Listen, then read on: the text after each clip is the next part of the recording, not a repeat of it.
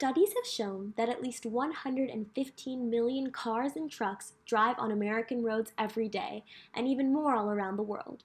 Bringing in new technology, such as that of the self-driving car to the average home, would revolutionize and change the industry.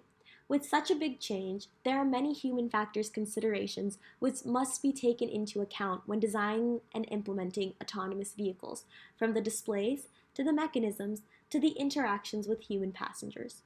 In this video, we will discuss some of the major ones and design solutions which could be implemented to solve them.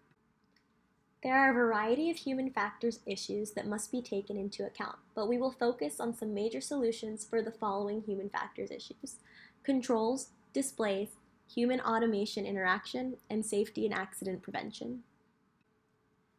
Even though the autonomous vehicle will be doing the driving, all the controls must be efficient and make sense to the human in the car for emergencies, as well as control and direction to the vehicle. Discrete controls are those which have distinct number of options to control, whereas continuous controls control a range. When handling steering or speed, a continuous system will make the most sense to the user, like the steering wheel shown to the right. For emergencies, such as braking, discrete controls like the buttons shown in the image to the right, or a voice control system are best. There are 15 major principles of display design that should always be followed, but specifically in a case as important as an autonomous vehicle. Some principles which I would like to highlight are to make the display legible to ensure there is no confusion when reading important data, to make it discriminable so it can be visible in the bright light of driving, and to avoid resource competition by presenting visual and auditory resources concurrently. The display should be clear and visually appealing as shown in the images to the right. Alerts should be as bold as possible, as car safety is important. The use of holograms would even be appropriate here. Navigation and monitoring displays should use integration display properties to properly put the spatial arrangements in perspective that makes sense to the user. The balance in human automation interaction is extremely important so that the user does not lose situational awareness, but automation is still used effectively. Automation is helpful to do things such as extend human capability and achieve things that aren't possible through standard means. There are a variety of things that humans are better at versus things that automation is better at, and knowing these is important when deciding on human-automation interaction.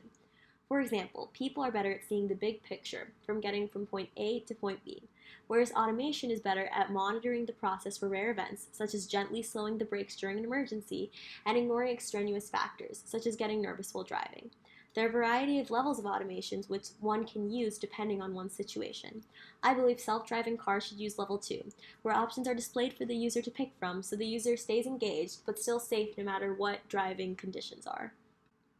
The final factor we will discuss is safety and accident prevention. One should always consider human error when dealing with a technical system. A brainstorming session should be held where all possible risks, human or otherwise, are identified, and fail-safes are put in to combat them. For example, human takeover of the automated system and emergency situation responses. Finally, there should be safety management and safety programs in which any user interacting with the system is trained to work with it well before using it. In conclusion, the autonomous vehicle could revolutionize the industry provided all human factors concerns are taken into account, including those addressed in this video, as well as many more.